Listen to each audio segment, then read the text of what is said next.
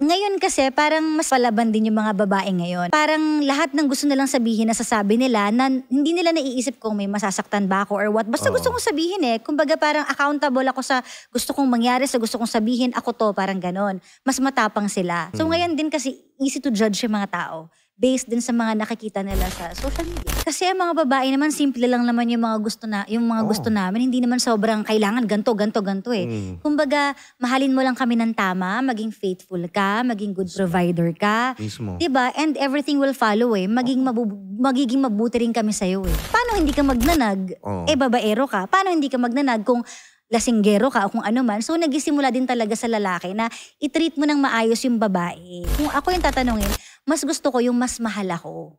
Kasi alam ko na yung sarili ko kung paano ako magmahal I can give my all, my everything. Kilala ko na yung sarili ko Mag-ingat din yung mga boys sa mga girls. Kasi minsan, ang mga girls, nagsistay, hindi ibig sabihin na, di ba, na hindi ka namin kayang mawala. Huwag nyo i-underestimate din. Parang ganon. Di ba?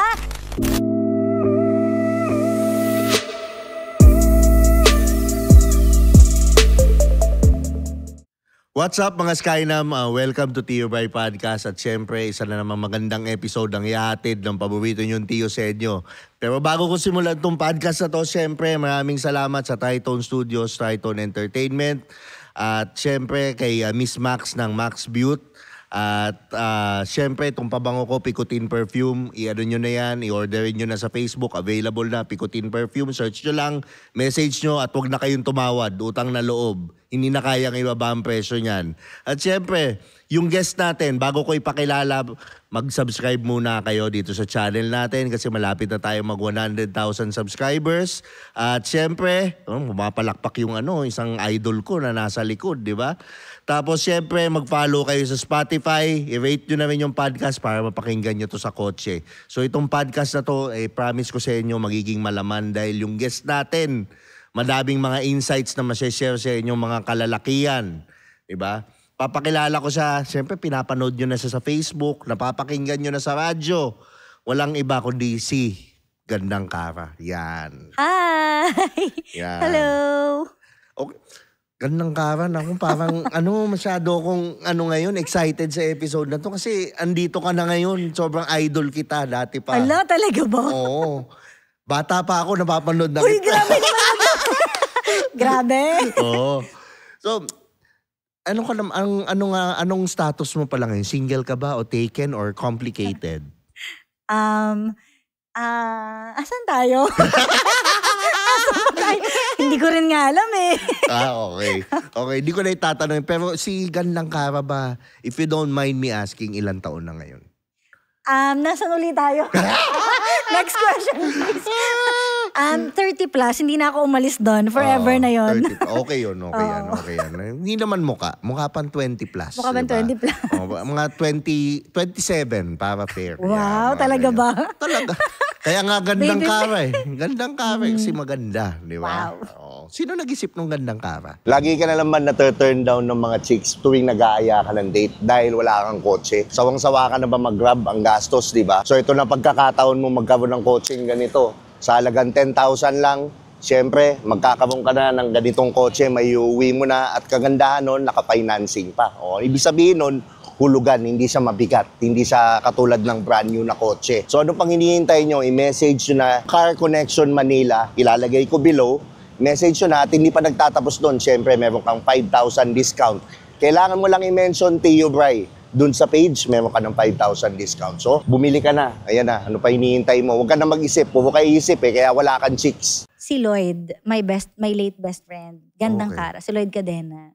Kasi dati nung hindi pa ako nag-YouTube, nung Kara-Karenyosa pa lang ako sa radyo, tapos nagsa-start na ako mag-YouTube nun, kasi partner ko siya nun sa radyo. Sabi niya, mag-isip tayo ng pangalan mo sa YouTube kung mag-YouTube ka. Tapos siya yung nag-isip nun na, Gandang Kara, bagay sa'yo, Gandang Kara. Tapos mula nun, yun yung ginamit ko. Okay, so nag-start ka talaga radio o vlog? Radyo talaga. Okay. Doon nag-start. And then si Lloyd, how did he convince you na mag-YouTube ka? Actually, hindi naman sa kinonvince niya ako. Kumbaga, dati pa lang, nag-radio pa lang ako, mahilig na talaga ako mag-picture, mag-vlog kung nasan ako, pero hindi ko ina-upload. Kumbaga, gusto ko lang kinukunan yung... Document. Yes, document. So, sabi ko, nung nakita ko siya nag-YouTube din, tapos may ibang nag-YouTube, sabi ko, parang gusto ko rin to kasi kikita ka eh. I mean, natin yun talaga yun. So, sabi ko, kailangan ko kumita. Tapos meron ako isang friend, si Francis Candia, na travel vlogger na ngayon. Siya din yung nagsabi sa akin na, gawan na kita ng YouTube channel. So, siya yung gumawa ng YouTube channel ko. Tapos ayun na, doon na nag-start. Lagang parang hindi ka na tech savvy. Gawan na kita ng YouTube channel. Oo. Oo. Ayun. So ano yung mga vlogs lang yung kino-content mo dati? Mga vlogs, mga cover songs, halo-halo. Oo nga pala, magaling ka nga pala kumanta. Ako, grabe siya. Kaya pala na-inlove si... Ay! Hindi ko na nasabihin. Yan. Kaya pala madami na-inlove ng mga, ng mga listeners. Okay. So paano ka nag-start sa radyo? Sa radyo, nung una kasi parang dream ko naman talaga, second dream ko ang maging DJ. Pero hindi siya yung number one dream ko talaga. Ang may dream nun yung best friend ko, si Almira that time. So sinamahan ko lang siya mag-audition. So anong nangyari? Siya yung nag-audition, ako yung kinuha. So parang na-shock ako nung sinabi na, tomorrow pwede ka na mag-start. So ayun, sabi ko, ito na yung kapalaran ko, ito na yun. Tapos nagtuloy-tuloy na. Okay. Diba ang bilis naman pangyayari? Pero anong course mo nung college? Com-arts naman. Pero kasi yung... Mass-com din. Oo. Pero nung time na kinukuha na kasi ako noon ng IFM na kailangan na namin ng DJ, parang nagdadalawang isip ako noon kasi ilang beses ako nag-stop sa pag-aaral eh. So sabi ko, kailangan tapusin ko muna to bago tuloy-tuloy na work talaga. Thesis time pa yon. So pinaghintay ko din talaga sila. Sabi ko, saka na lang. Nung time na natapos na ako, nakagraduate na ako, kailangan pa rin nila. So sabi ko, baka ito na yung time. Pero hindi ako ganun ka-excited. Kaya nga sinamahan ko yung best friend ko mag-audition. Kaya lang, yun nga, ayun nangyari. Ako yung nakapasa. Pero, yun. Pero ano yun, ini-scout ka na nila? College ka pa lang? College pa lang ako, sinabi na kasi sa akin ng friend ko, si Kuya Pocholo Gonzales, sinabi niya na, uy, gusto mo ba mag-DJ? Sabi ko, kuya, mahihain ako, hindi ako pan-DJ. Sabi niya, naghahanap kasi si IFM, ganyan-ganyan. Tapos sabi ko, hindi pa ako graduate eh, so hindi ko muna siya kinausap. Tapos after ilang months, ayun na, yun nakagraduate na nga ako. Doon na, sabi ko, sige na nga, punta kami. Yun yung kasama ko na yung friend ko. Tapos nung sumampa ka, anong shift mo nun before? Pang madaling araw pa. Kasi so, pag di ba yun nga talaga practice mo na yun eh. Oh. Bago ka mag-start, syempre, para pag nagkamali ka, okay lang kasi madaling araw naman. So, doon ako nag-start 1 to 5, 1 to 4 a.m. Hanggang sa nausog na medyo marunong na ako, nilipat na ako sa panggabi. Yun yung panggabi na ako noon. Tapos, yun, katapat ko na nun si Papa Jack. Yun. Grabe yun, no? Si Papa Jack, idol yun. Oo. So, what made you decide na yung niche na love, yung mga advice, mga ganun? Actually, hindi ko rin alam kung paano ako doon napunta eh. Actually, hindi ko rin talaga alam bakit. Sabi ko, bakit nga ba doon ako napunta? So parang, siguro noon kasi sa radyo, ako lang yata yung DJ na hindi masyadong maingay. Yung noon kasi ang uso yung pagtatawa ka, yung parang yung tawa mo, yung may ano. Hindi ako ganun kasi nga mahiyain lang ako, mabagal ako magsalita. So parang letter reading yung napunta sa akin hanggang sa tuloy-tuloy na naging about love advice, hanggang sa nalipat ng estasyon. Yun yung time na kinuha na ako noon tinawagan ako noon for Yes FM. Tapos nung nalipat ako sa Yes FM, nilipat naman ako sa Love Radio. So doon na nag-start. Tapos ngayon, Energy. Okay. So ngayon, basing ngayon, sabi mo, okay, let's go into love. Dahil yun naman talaga ang tingin kong inaabangan ng mga viewers. Okay, doon tayo sa love. Sa tingin mo ngayon, sa dating scene ngayon, ano yung mga mahirap?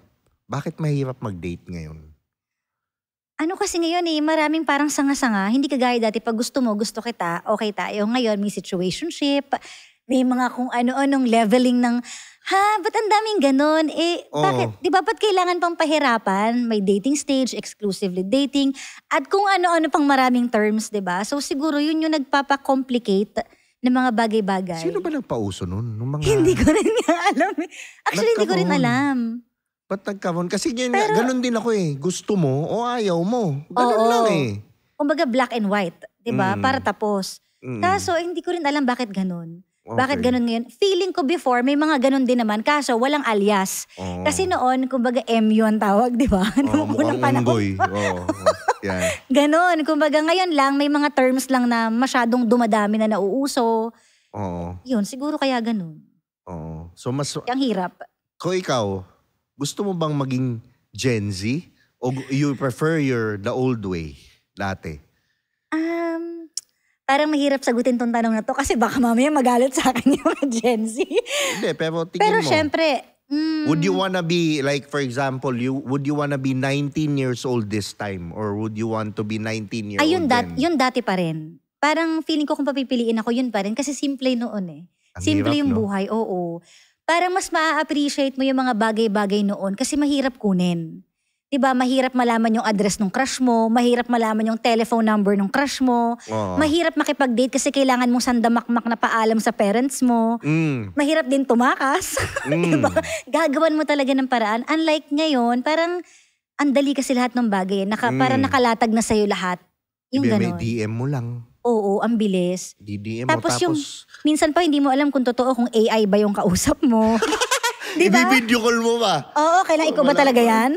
Diba? So parang ang hirap ngayon ng trust issues din. Diba? Ang hirap. Tapos, ano pa ngayon? Parang parehas eh. Actually, more on sa babae itong sasabihin ko eh.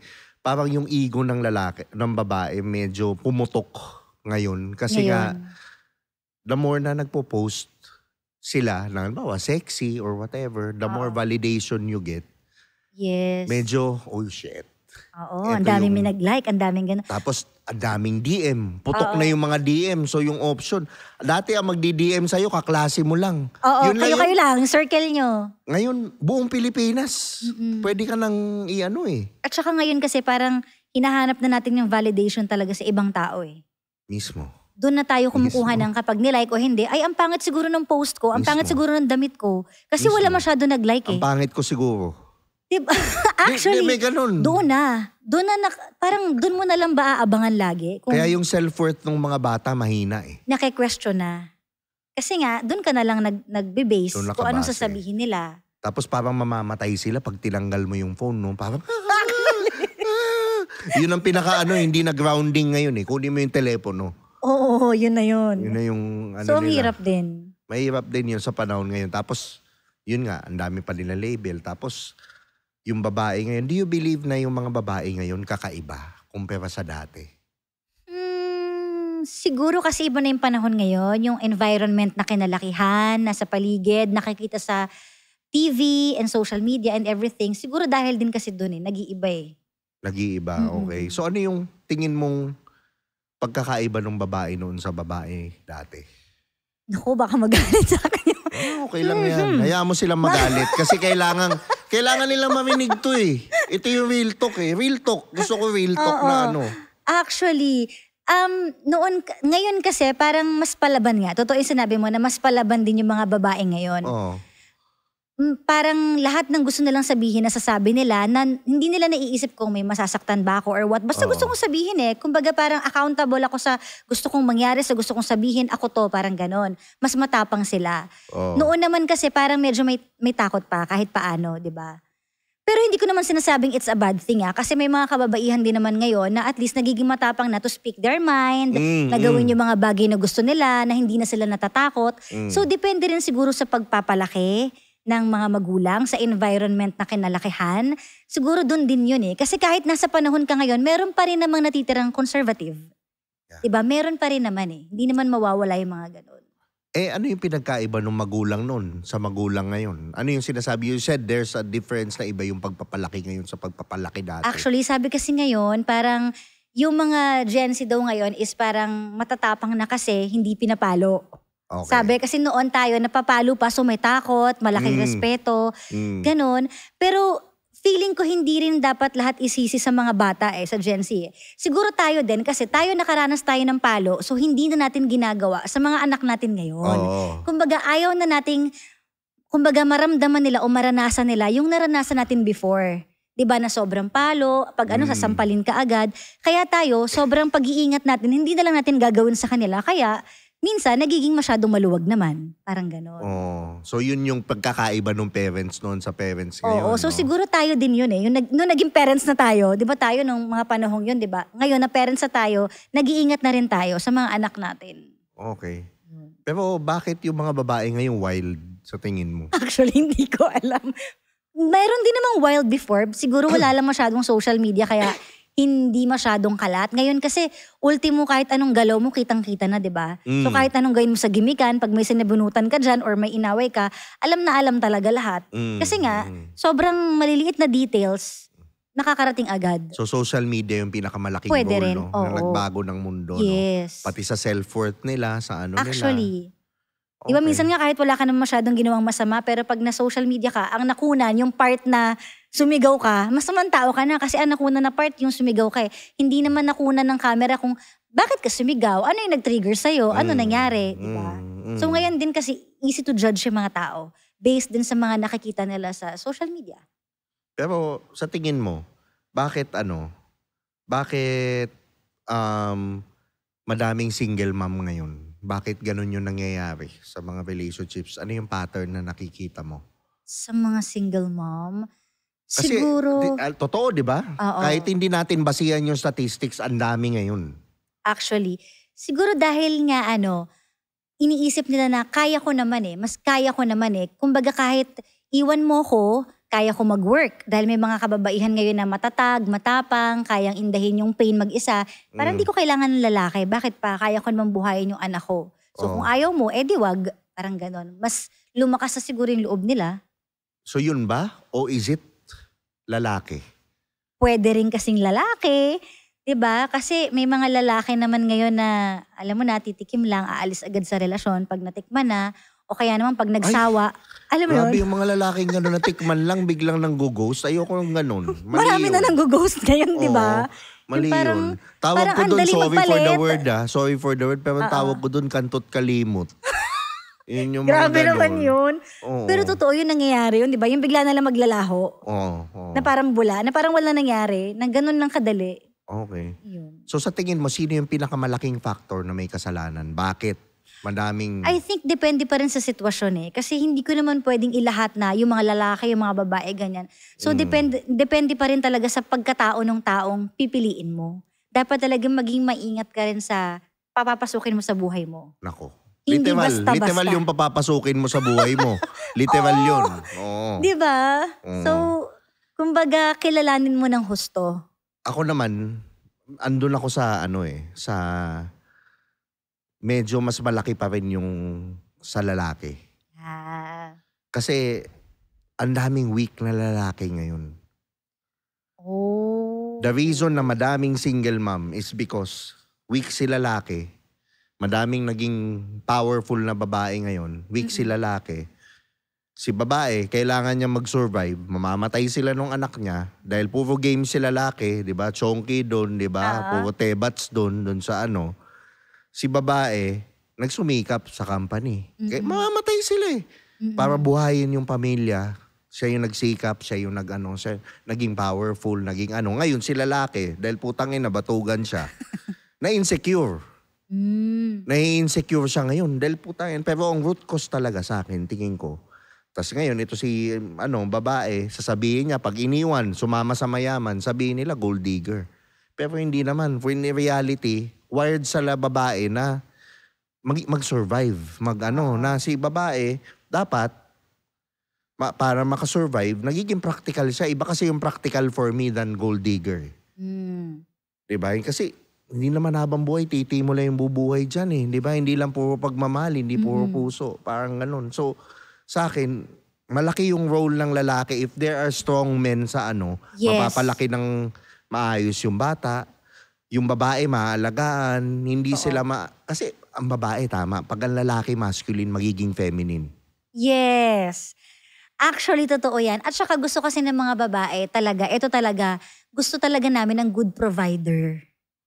Number 1 talaga yan kung magsasettle ka or pipili ka na ng taong isistay mo sa buhay mo. Siyempre dapat magpo-provide ka ng tama para sa partner mo. Hindi lang puro sweet-sweetan, tama ka ngayong gano'n na lambing-lambingan lang. Hindi puro gano'n hindi. forever Hindi, Diba? dadating yung panahon na hindi ka papakainin nun Oo.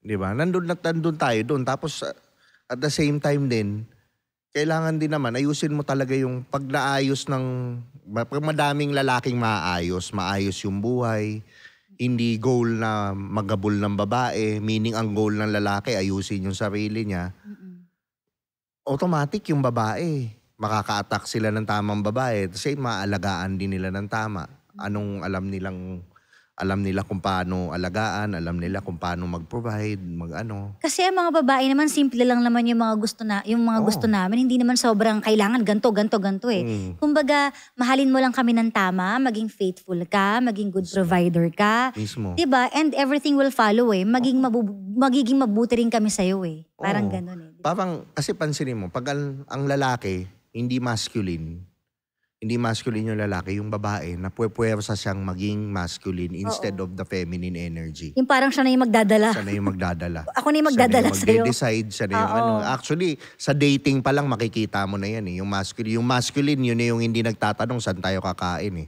Alam niya kung saan tayo kakain.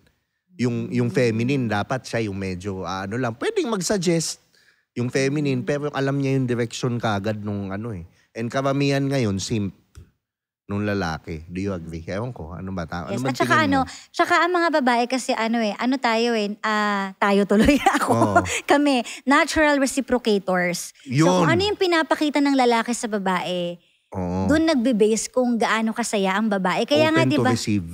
Yes, natural reciprocator sa mga babae. Kaya nga, di ba may kasabihan na happy wife, happy life. Actually, naniniwala ako dun eh. Kasi pag napapasaya mo yung girlfriend mo, yung wife mo, magiging maganda ang takbo ng relasyon nyo.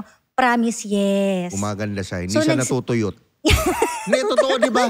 Yung iba, tinan mo, pag toxic yung lalaki, puta, iba, tinan mo yung balat ng babaeng so, partner. malalaman mo kung okay ang relasyon, di ba? Kapag mabait ang lalaki sa babae, di ba? Magiging mabait din naman ng babae eh. So bakit ba minsan nagnanag ang babae? Eh di kapag yung lalaki, pag babaero, di ba? Paano hindi ka magnanag? Eh babaero ka. Paano hindi ka magnanag kung lasinggero ka o kung ano man? So nagisimula din talaga sa lalaki na i-treat mo ng maayos yung babae. Ito naman yung sa akin dyan. Parang, ang sinasabi ko, masaya yung babae, pero huwag kang magpa-under. Nililinaw ko lang dun sa mga lalaki. Hindi naman. Yung lalaki dapat may boundaries din. Na pag alam mo i-lead, maging lalaki ka din. Pero ang sinasabi ko, lalaki ka, pero loving ka, protective ka, providing ka, nurturing ka. Yes. And automatic yan, yung energy magsishift. Ikaw din, sa'yo, pwede mong i-turn off yung utak mo pagkasama mo yung partner mo. Kasi feminine. Ganun ang feminine eh. Totoo. Kaya pag tinatanong ako dati, di ba may mga kasabihan na tanong na, anong mas gusto mo?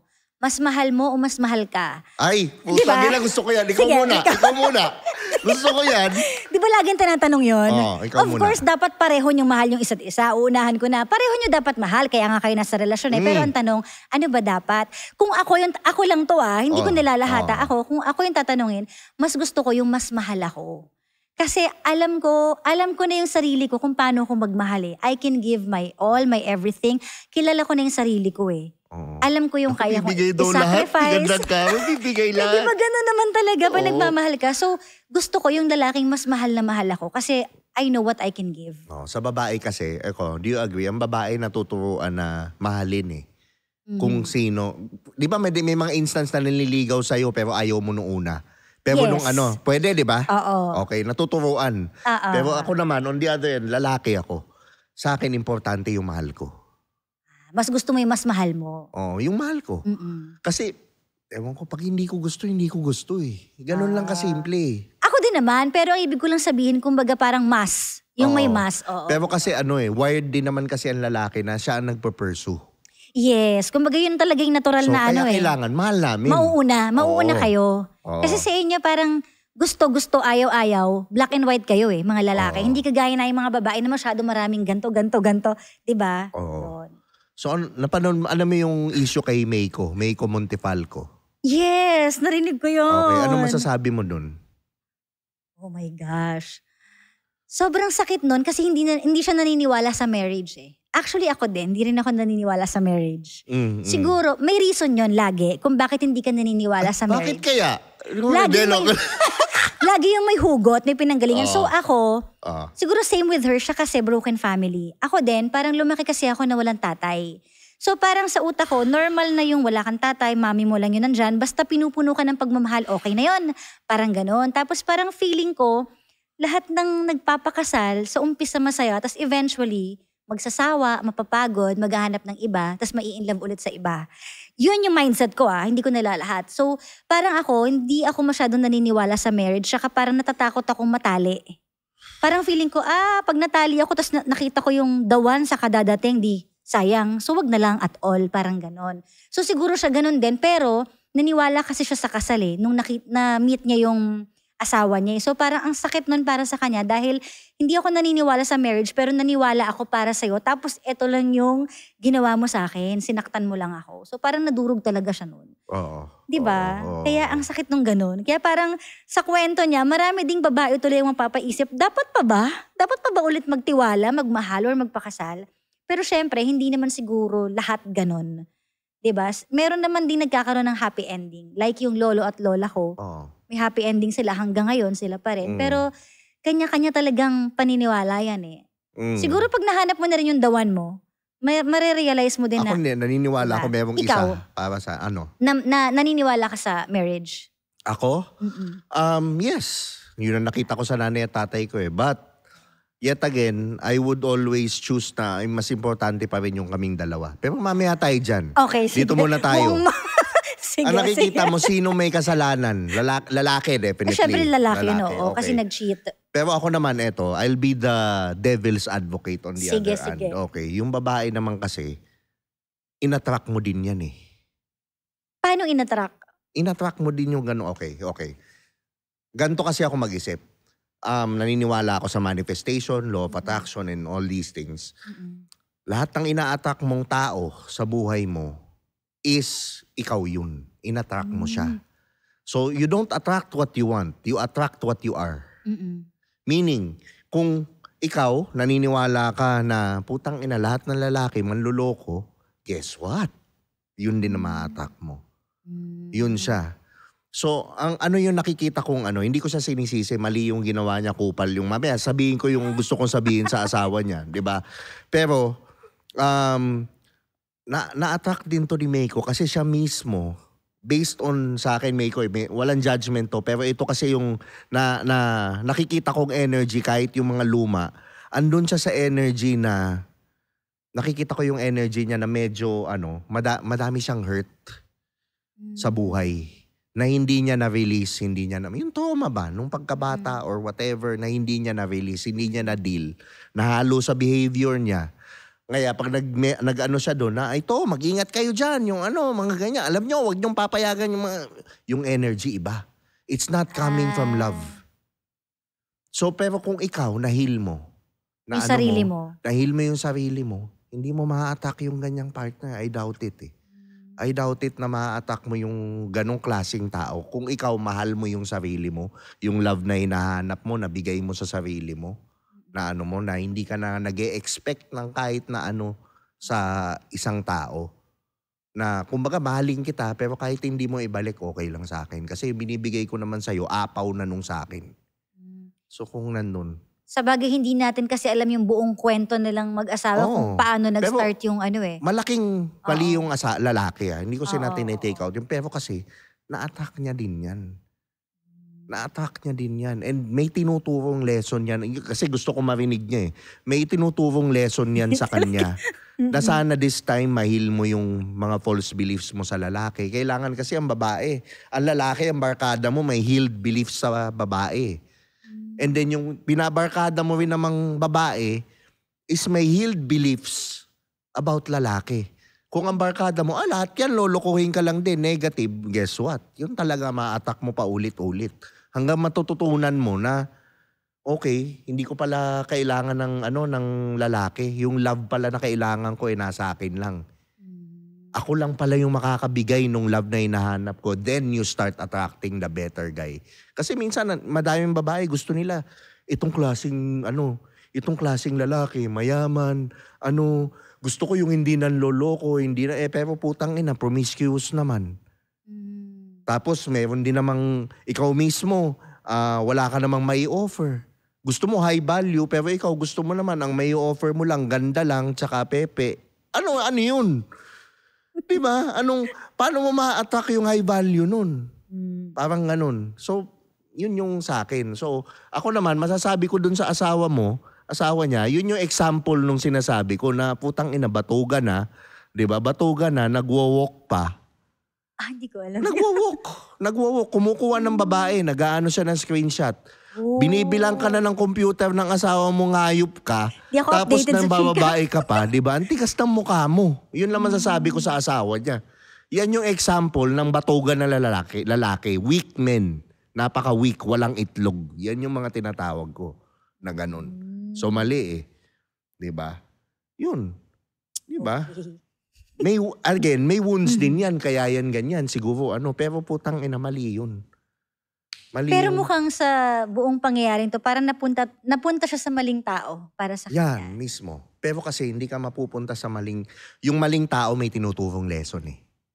Actually, lahat ng tao sa buhay natin may lesson na iniiwan sa atin eh. Yeah, kahit yung nanloko sa'yo, may tinurong lesson yan. It's making you, kaya nga pagpaulit-ulit na niloloko ka, it's a pattern na ma-recognize mo, puta. Ano yung kailangan kong ayusin? Then you start attracting yung hindi manloloko. Pero kung hingat di mo ang universe, that's how it works eh. Hingat di mo natututunan yung lesson na yun, paulit-ulit ka lang sa cycle na yun, hanggang sa putang ina magising ka na. Okay, hindi na tama to. Ano yung kailangan kong ano? And then, you learn the lesson, then nawala kayo, it's making space for a new, better person na ma-attack mo na. Ready ka na. Pero alam mo, dagdag ko lang kasi na-realize ko na before, nagkaroon din naman ako ng ganyan na naging boyfriend na parang wala akong tiwala, natatakot ako na feeling ko lagi maglolo ko. Pero pinrove niya na hindi eh. Pinrove niya na kahit nagdududa ako, kahit palagi ako nag-iisip, kumbaga napunta pa rin ako sa matinong lalaki na hindi pa rin siya nagloko kahit anong mangyari. Ay, walang mali doon. Diba? Ibig sabihin nun, maayos ka. Ganun ba yun? Oo, na-attract mo siya eh. Kahit minsan nag-iisip ng masama. Ibig sabihin maayos yung ano mo. Kasi na-attack mo yung maayos na lalaki. Mahal ka, ibig sabihin may tama dun. So, walang ano dun. Pero sa akin kasi yun talaga yun. You attract what you are. You don't attract what you want. Okay. So, ano sa tingin mo? Hindi ako makatingin. kasi hindi ko kasi alam yung buong story talaga ni Meiko. Ang naririnig ko lang yun nga na nag-cheat yung sa ganon, kanya. okay. So parang hindi ko rin masabi talaga kasi hindi ko alam kung ano yung kailaliman ng story niya. Oo. So pero I wish her well na sana mahanap niya yung tamang tao na talaga para sa kanya. And naniniwala ako kapag pinagdasal mo talaga yon, ibibigay yun eh. Naniwala ako. Ibibigay yun pag ready ka nang i-handle siya. Kumbaga, i-surrender mo. Surrender mo. Kayo na po yung bahala. Kung ano yung para sa akin, kung ano yung dapat, kung sino man. Kasi yung madaming babae naghahanap ka ng ito yung gusto kong lalaki, ito yung ano. Pero ito yung perfect example ko na hindi mo makikita yung tamang tao hanggat ikaw mismo hindi ka maayos. Like for example, itong babaeng to, sanay sa binubugbog siya, toxic na relationship, nakakaapat na. For example, nakakaapat na, toxic. Okay. Familiar siya doon. Then all of a sudden, binigyan siya ni God ng itong lalaki, loving, maayos, loyal, okay. Binigyan siya ni God ng ganon. Ngayon, eto si babae. Shit, bakit ganito? Bakit hindi kami nag-aaway? Bakit sobrang bait? Bakit hindi Walang exciting? challenge. Walang challenge. Shit, boring. And then nakakilala na naman ng isang same person, iba lang yung pangalan, ibang pagkatao, ibang tao to, pero same ugali ng mga ex na nambubugbog, nambababae, batugan. Na-excite sa ulit yun. So ano ibig sabihin? Familiarity. Doon siya familiar. Babalik at babalik siya doon. Pero kung na-realize niya na, shit, naayos niya yung sarili niya, hindi mo na siya nagjowa, hinil niya, naayos niya, na-attract niya to, then she can start receiving love from dun sa lalaking maayos. Kasi hanggat hindi ka maayos, hindi mo ma-attract talaga yung maayos. Paulit-ulit. Hindi ka ready to receive yung ganong klaseng lalaki. Kasi you don't deserve him yet. Parang, tama ba? Siguro nga. Gusto ko kasi wala akong female perspective. Ngayon lang ako makakita ng female counterpart na parang may insights na ganito. Oo, depende rin kasi talaga sa sitwasyon. Ako naman na-experience ko before yung napunta ako sa isang toxic na tao. Tapos hirap na hirap ako makaalis. Tapos, ang hirap talagang umalis. Kaya ang ginawa ko na lang, pinag-pray ko siya.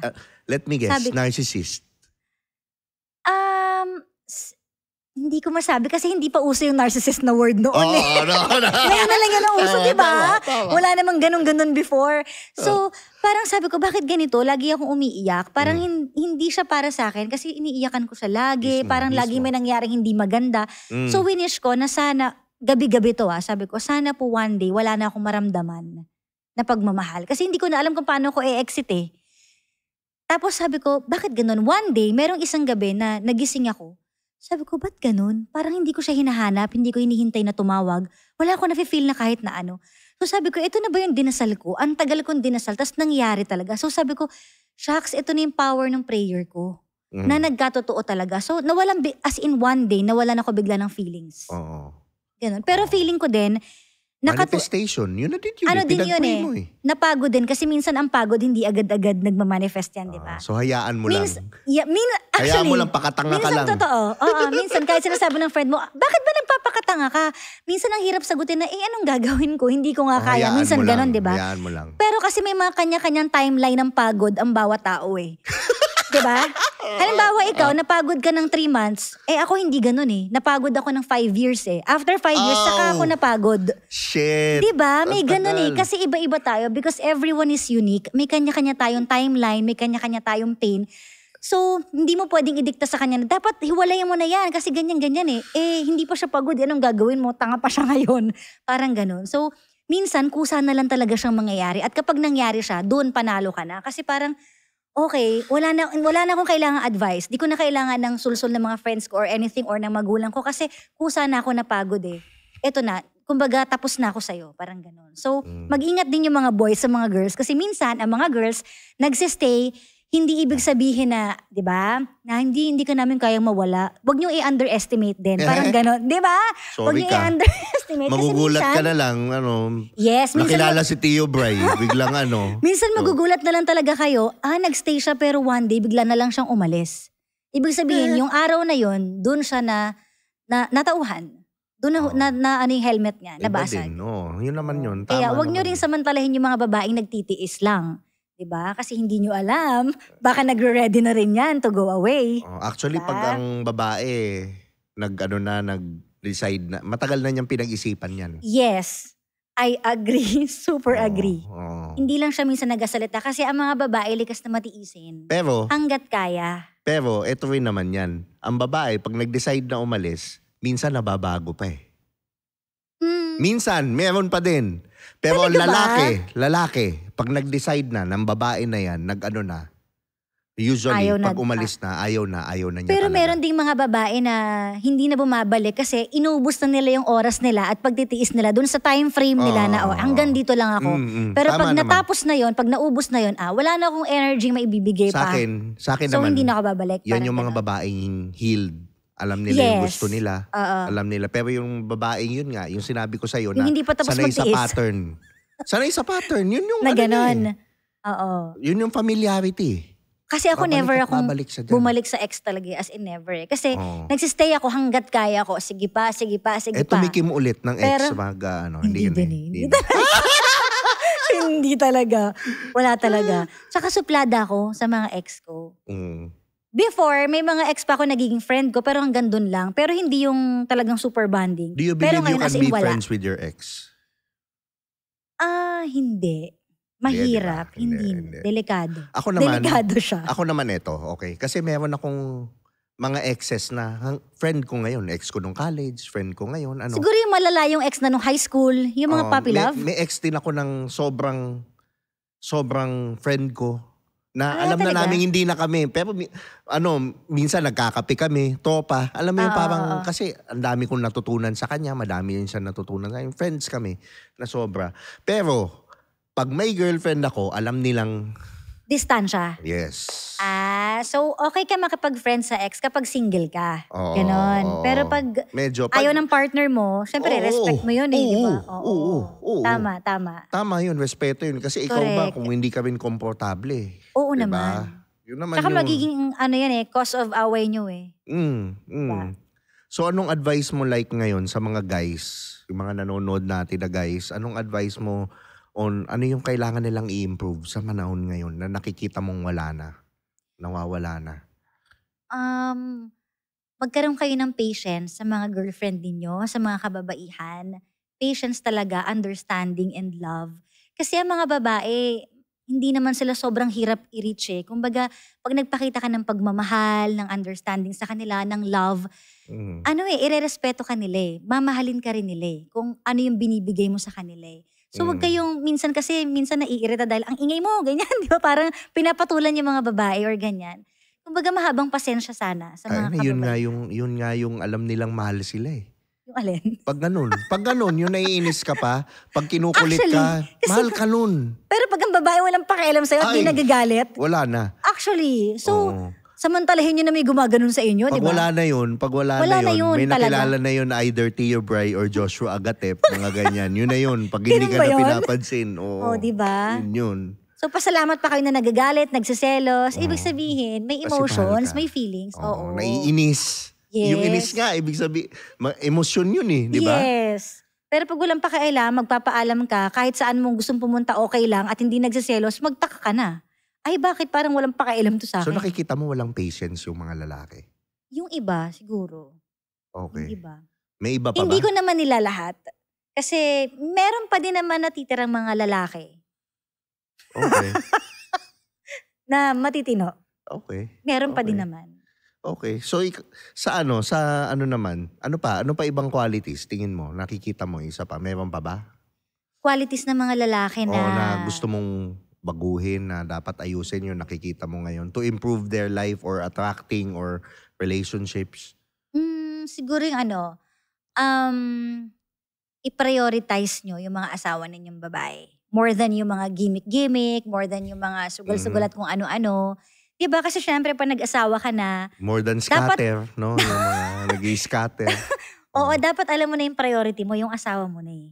Yung pamilya mo na eh. So, dapat yun ang unang-una. Tatanungin mo din lagi yung asawa mo kung tama ba yung desisyon ko, mahalaga yung mga gano'n, yung napapag-usapan, and communication. Sobrang laking factor ng communication. Kasi merong mga relasyon na minsan kapag matagal na, naliles na yung pag-communicate nila sa bawat isa, diba? Kasi okay na naman tayo eh, ano pa? Yep. Diba? So akala nila, close sila kasi matagal ng panahon, pero hindi nila alam, nagpa-fall apart na pala yung relasyon nila kasi hindi na kayo madalas mag-usap ng mga bagay-bagay. Lalo na yung minsan yung small details, yung mga tampo, kahit sabihing small details yun o tampo, mahalaga pa rin pag-usapan siya eh. Kasi minsan yung iba parang, ano ba yan, arte-arte mo, wag na pag-usapan yan, napag-usapan na kahapon, tama na yan, or hindi naman ganun ka-big deal. Siguro sa'yo, hindi ganun ka-big deal, pero sa partner nyo, big deal yun. Magkaibang tao kayo eh, di ba? So dapat i-consider mo lagi yun, pag-usapan nyo palagi. At saka number 1 sa akin yung, siguro yung may mga hindi mag-agree, pero sa akin, sinusunod ko pa rin yung nasa Bible na huwag kayong matulog ng hindi nakakapag-usap pag magkaaway. I agree. Kumbaga, hindi man palaging mangyayari, pero itry nyo na ayusin bago matulog. Kahit man lang simpleng yakap, kiss, oo. Kasi minsan kapag napapabayaan yun hanggang sa 2 days, 3 days, 1 week, 1 month, hindi nyo na namamalayan. Wow, hindi na natin kilala yung bawat isa. Or ang dami nang nakatagong sama ng loob sa mga puso natin. Hindi mo mamalayan pagising mo, ginunting na yung ano mo, no? Ginunting diba? na nung asawa mo. So pag-usapan nyo. Importante, communication. Sa mga babae naman, ano yung mga advice mo sa kanila? Sa mga babae naman, nako. Sa mga babae. Huwag kang bias. Parang hirap ha. Huwag kang bias. Ano ba girls? Siguro irespeto nyo yung mga partner ninyo. Kasi women needs love and men needs respect. Nasa Bible din yan. Diba? I agree. Malaking bagay sa mga lalaki kapag nafe-feel nilang nire-respeto sila ng mga babae. I agree. Diba? Yun. So, ibigay niyo yun sa kanila. Yung respect. Magkakaroon ka ng Cartier na velo nun. Pagka mabilis-bilis. Hindi ako sa akin hindi eh. Mas gusto kong kahit hindi mo ko mahalin, pero respeto mo. Yes, mahalaga yun sa kasi lalaki. Kasi when there's respect, there's always love. Yes, dun magsa-start yun eh. Pero pag yung babae, ina-under ka na, wala nang sa'yo, parang kung sino-sino ka na lang. Kasunod yan, tatanggihan ka na kapag umaano ka. Wala ka ng jerjer. Yun ang kasunod yan. Hanggang maghiwalay na kayo. Yan. Ayun. Diba? Lalo So, na yun. yung mga magagandang single mom dyan. Ingat kayo kay Tio Bray niyan. Pagka mamimit yan si Tio Bray, tapos yan. Yun, joke lang. Ayun. Anyways, maraming salamat sa pagpunta mo dito. Hindi na kita natanong nung isa kong dapat Anong tanong mo? itatanong na Sige. na kung ano ba si Papa Jack para sa'yo. Sa buhay ko. Oo, sa buhay mo. Siguro masasabi kong ano siya. Siya ang Superman Ay! ng buhay ko. So ano ka, kryptonite? Hindi kasi lagi siyang nandyan every time na kailangan ko ng tulong. Oo. Parang literal na Superman Minsan, as in literal na kapag nasisiraan ako, may nangyayaring hindi maganda, dumarating talaga siya. So mahalaga sa akin yung ganun. Yung lagi kang nandyan para i-save ako. Wala talagang 50-50. Paano For me. 50-50? Yung 50-50 sa date, sa ano. Naniniwala ka rin bilang lalaki na dapat magpo-provide ka 100 for... sa lalaki. Yes. Pero ako na-appreciate ko naman yung babaeng nag-o-offer. Yes, ganun din naman ako. Hindi ko naman sinasamantala na porket alam kong good provider siya. Minsan, ititreat kita. Kasi masarap din pakinggan sa mga lalaki yun na hindi lang kabig ng kabig yung mga babae. Sa akin kasi, sa akin naman, yung hindi naman kita pagbabayarin pero mag-offer ka. Yes, hindi yung parang asa ka lang palagi. Kasi lalo na kung pareho kayong... Yes, for me. lalo na kung pareho kayo may work. Diba? Kung may work ka naman, parang kahit man paano libre mo. So ako, bumabawi naman ako sa ibang bagay. Like, for example, kapag may kailangan siya, halimbawa, kagaya last time, sabi niya na, kailangan ko ng bibili ako ng oven kasi vegetarian kasi siya, vegan. Kasi para iinitin ko na lang yung mga gulay, yung mga pagkain ko. Yun pa lang, nung nalaman ko na gusto niya ng oven, binilan ko siya ng oven. Kumbaga parang yun yung pasasalamat ko. Hindi ka ininit ni Papa Jack. Hindi, walang ganon. So yun, kumbaga nagkukusa naman ako. Tapos minsan, treat kita, kain tayo ng ganito. Yan, yung mga ganon. Kasi alam ko naman na hindi siya madamot ever. Sobrang good provider. Pero alam mo, bagay na bagay kayo. Kasi masculine siya, feminine ka alam mo yun, yung utak nyo, bagay. Parang pareho kaming alpha. Kaya kami lagi nagka-clash. Hindi, pero syempre, Actually. feminine ka, siya masculine. So usually, nagsasubmit naman usually sa Di mo sure kung feminine ako. Kasi minsan sinasabi niya, daw ako dinosaur. Dragon daw ako. Mas malaki daw ako sa kanya. Pero pagalit lang naman ako. Kasi bihira lang naman ako magalit. Pero, ayun. So anong gusto mo lang. i-promote para naman sa mga nanonood natin? Promote, ayan. Actually, meron din akong podcast. Okay, go. Okay lang ba? Go. Yes, ayan, of course. Please. Break time na, ayan, with DJ Kara, DJ Sheena, and DJ Jimbo. This coming Wednesday na, ayan. So, hanapin nyo na lang po sa Spotify, break time na. And of course, ang program ko po, every afternoon sa Energy FM 106.7 is Hot Stories. 12 noon to 3 p.m. Naku, Hot Mga Stories. maiinit na kwento. Gusto ko yan, ha? Grabe yun. Ayun. So, yun. And, syempre sa YouTube, may mga vlog pa rin naman ako. Gandang Kara. Yan. Ayun. Naku, panonoodin yan. Idol ka niya, mga nanonood malamang yan. Matagal na umaabang, pero wala ewan ko, hindi ko pala pwede sabihin. Okay, sige. Ayan, ako naman, maraming salamat sa Triton Studios, Triton Entertainment. Pero syempre, bago ko tapusin, meron pala akong tatanong sa'yo. Ano importante, bango o itsura? Bango o itsura? Bango o itsura sa lalaki? Yung totoong sagot ko? Yes. Itsura. Pero paano kung mabaho? Pwede namang maligo Tsaka maglinis Hindi, paano kung mabaho pa din? Pwede namang anuhin yun Pwede namang ayusin. Mas mahirap ayusin pag itsura. Hindi, pero ibig sabihin, lamang ba sa babae ang itsura? Really? Aminin Paano na natin kung pag unang sakto kita lang? mo, malalaman mo kung type mo siya o hindi, di ba? Okay, paano Hindi kung naman sakto sa amoy. lang? Kailangan naman gumanong-ganong ko Paano muna. kung sakto lang pero maayos, malinis, mabango? Sige, pwede na rin. Di ba? Yun Pwede yung na point rin, kasi. sige. Tanggalin natin yung pwede naman paliguan. Pero kung talaga may, alam mo yun, normal naman, hindi mabango, Ganon? hindi well.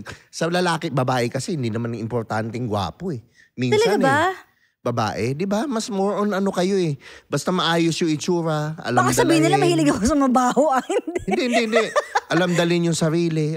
Siguro yung unang tingin kasi hindi ako nag-aano sa kailangan may debate sa attraction. amoy. Oo. Pero hindi naman lahat ng babae Oo kailangan naman. gwapong-gwapo Oo. Between the two lang dun sa choices na yun. Bakit? Yun. Anyways, huwag na natin pahabain. Hahaba pa yung podcast Baka mamaya, dun pa tayo magdebate. Magtatalo pa tayo Ano ba yan? Amin mo muna. I-spray ko sa'yo. Sige. Yan.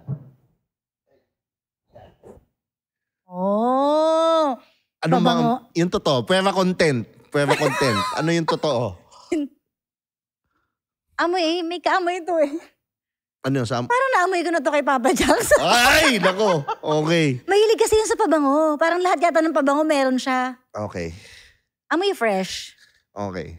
Mare-recommend mo ba to sa mga nanonood? Ganyan? Oo naman. Oo naman. Would it increase their chances of attracting a beautiful female?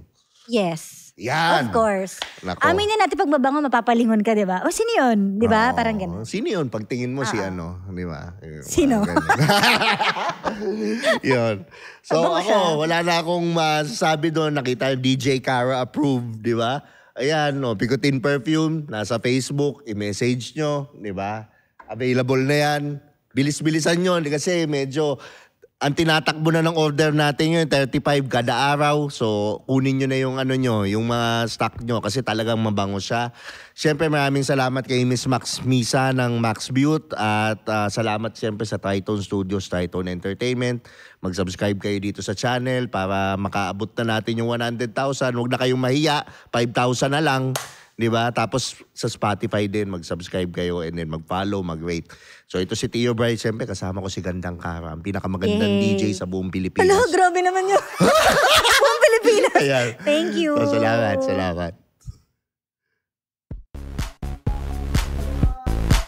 Oh yeah, Urban Nation. Beat Shop is another one. We got a situation right here. Sabi nila